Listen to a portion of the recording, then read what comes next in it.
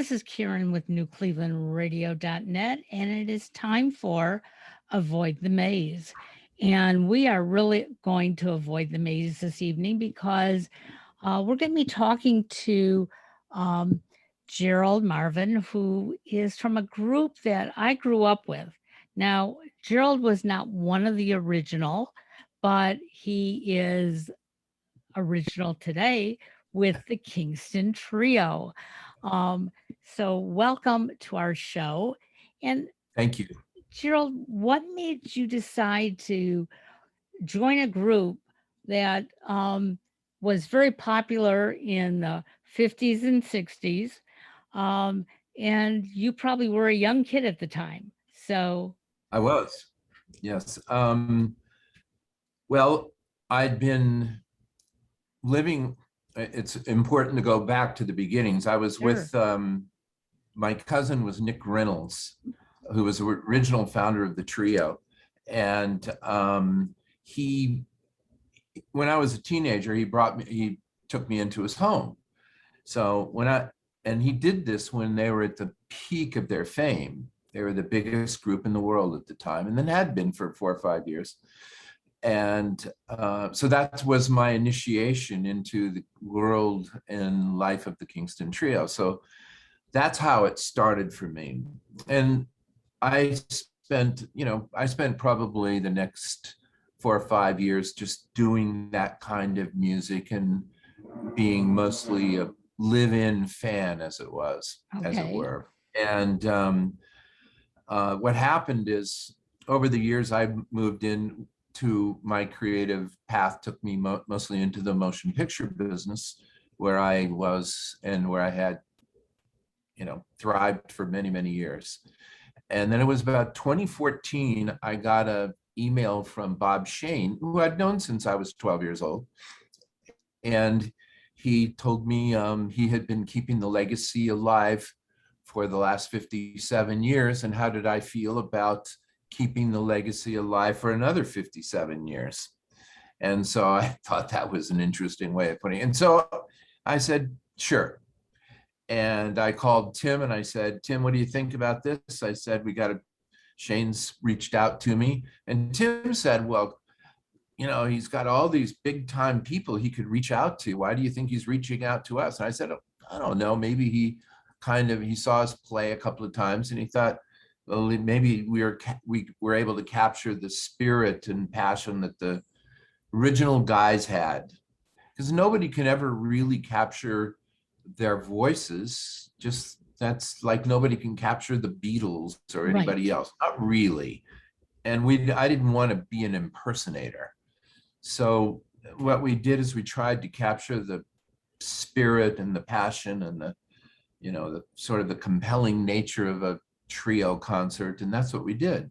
And so that's how it got this iteration happened. It came from one of the founding, I was with the trio for many years, and then Shane reached out to me, and the rest is sort of history. We've been on it now for years, and nothing's changed from the first days. They're still selling out every night.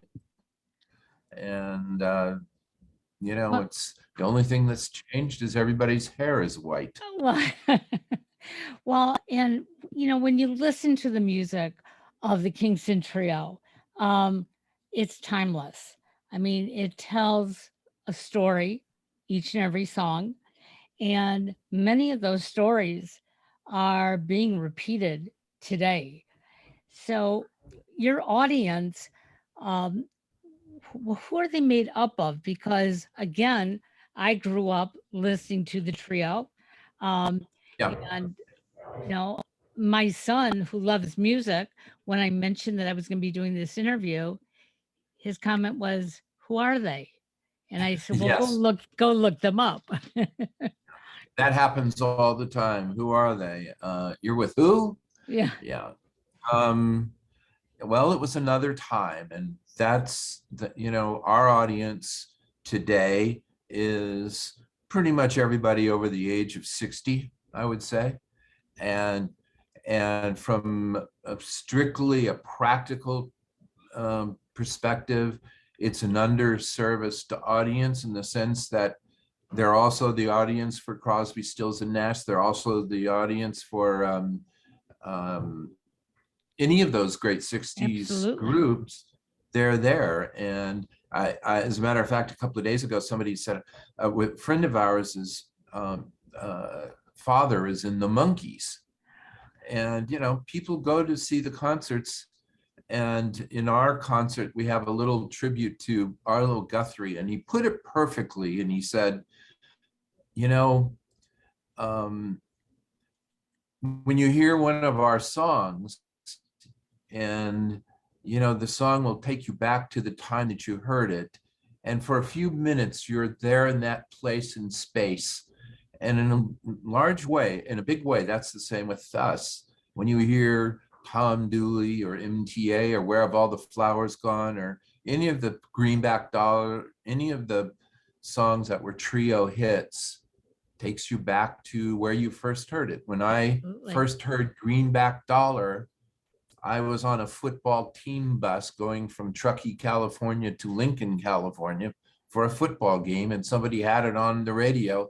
And every time I sing in front of 1,000 people, I'm back on that team bus. So Yep. there it is. Absolutely. So tell us about who's in the trio today. And I know you are getting ready to leave for a concert tour. Yes, tomorrow morning, actually. Well, there's Don Marovich. Don Marovich is very, very talented musician. He was with the Limelighters for 7 years before he joined us. He's a tenor, and he sings the tenor. He's an excellent guitar player, and he lives in Wisconsin about half the year in the woods of Wisconsin, literally in the woods, and with bears in the front yard, because I go and stay with him. He's got a recording studio in his little place, and he lives in the wintertime in Phoenix. So, and he plays a lot of, you know, parties and different things like that. He keeps very busy as a working musician. And he's been with us, like I say, for about 3.5 years. And Tim and I go back to Christmas of 1969 when I was singing in a little bar in Tahoe City, California. And he and I have been together singing, doing the music since then. And even during my movie career, Tim and I got together and recorded with Nick Reynolds from the Kingston Trio. We recorded an album called ourselves the Cowboys. And yeah, we did that. And it was, that's the background. That's Tim, a little of Tim's. Tim's father was a Strategic Air Command pilot and a World War II pilot. And he went from Air Force Base to Air Force Base as a kid. And so like John Denver and a lot of Air Force guys, you don't get to make friends easily. So Right. what did he do? Grabs his guitar, and suddenly he was okay to be around, and he'd be in one place for a year or two and then move on. And so his musical background is extensive, and he and I did have, you know, we've recorded a lot over the years and kept busy over the years doing the music. Sure. So in the early days of the original trio, Yes. when they were getting booked to go out Yes. on tour, they probably had a manager who did all that work for them.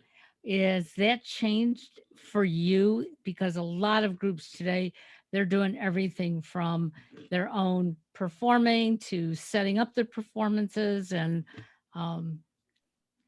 so what's it like for your group? Okay. So for us, you're talking about how does the business work of Right. being Yeah. in the.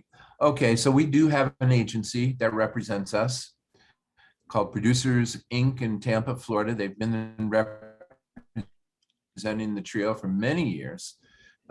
Craig and Kathy Hankinson are their names. And they represent the trio. They're our go-to agent.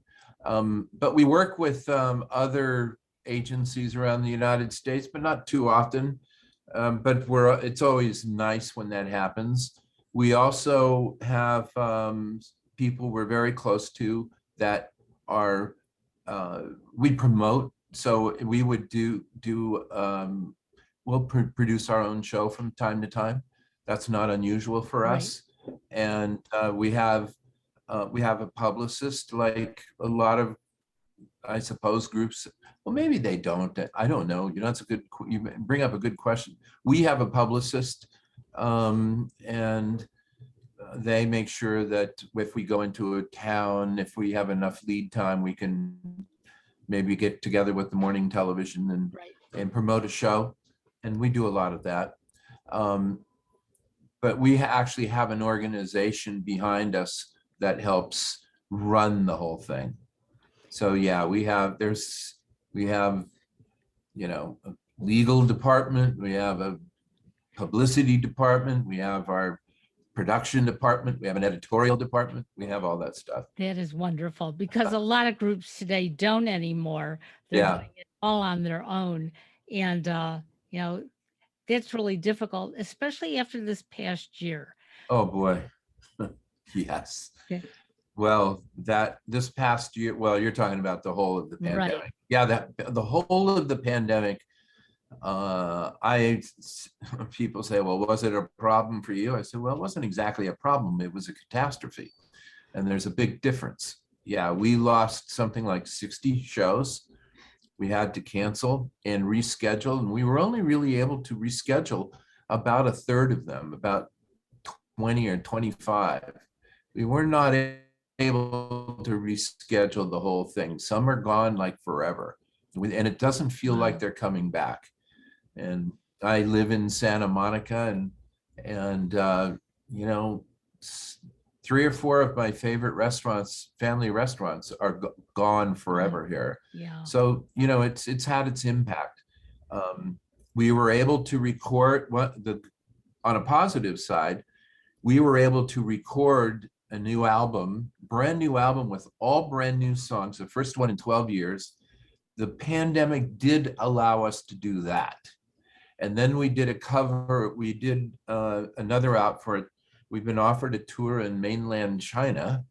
And in doing so, they've asked for a brand new album of all the original songs. And we just finished that album about a week and a half ago. We've been working on that.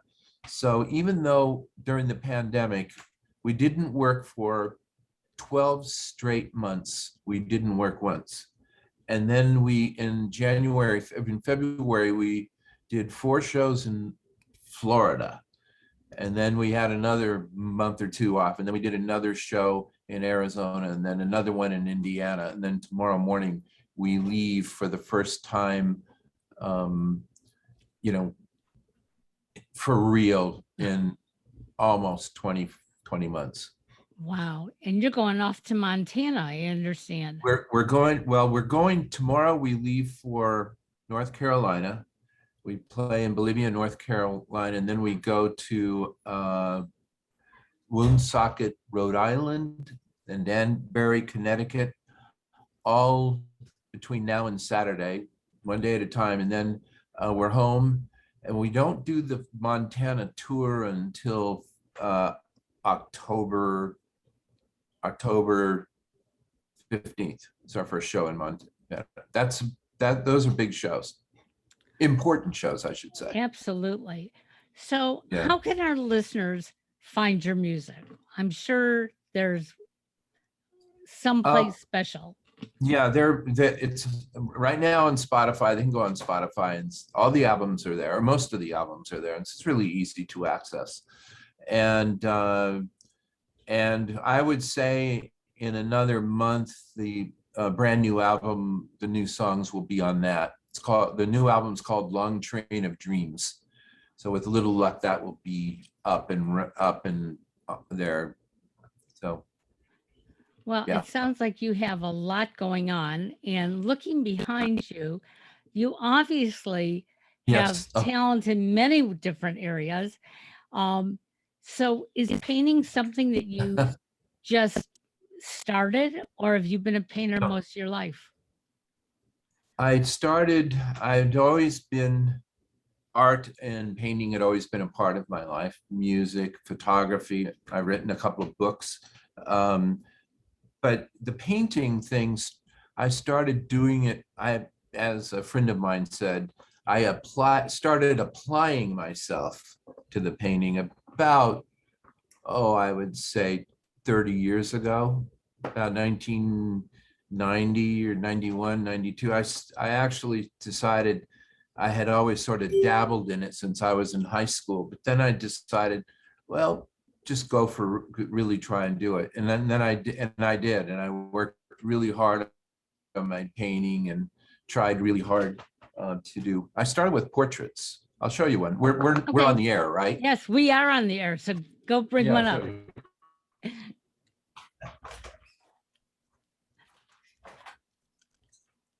Can you see that? Oh, she's adorable. That's a portrait. Yes. That's my daughter. I did that about 25 years ago. So yeah, so I started with portraits, and I started doing hyper realistic portraits, but they were taking me so long to do. It'd take me 3 months to get one done. So I started doing seascapes, and then more recently I've been doing more impressionistic things, and so I'm sort of all over the map, and it's all for the fun of it. Well, we all have to have a little bit of fun in our life. I And agree. I'm sure when you guys get on stage, you have a lot of Yes. fun performing. It is, yes, that's true. I mean, the show that we put on is pretty much the same show that Reynolds, Shane, and Stewart did back in the early 1960s, which means it's funny, it's compelling, it's poignant, it's fun, and sometimes it's moving, and it's not unusual every now and then to see, a little tear in the front row, because it does. It's. I always say to the audience, welcome to our time machine, because that's what this group really is. In essence, for those 2 hours, you're going through a time machine. Well, we want to You're wish aboard you. a time machine. Yep. Well, we want to wish you the best of luck on this tour. Hopefully, Yeah. people will be able to get out and really enjoy the music. And with your new album coming out, there's no excuse for any of us not to go out and buy it, because I agree with you. It will remind us of places that we once were, Yes, and we can share it with the younger generation as well. absolutely, absolutely. Well, Well, thank you. thank you very much. And we will put the website in the show notes so everybody can get out there and follow you. Okay. Thank you.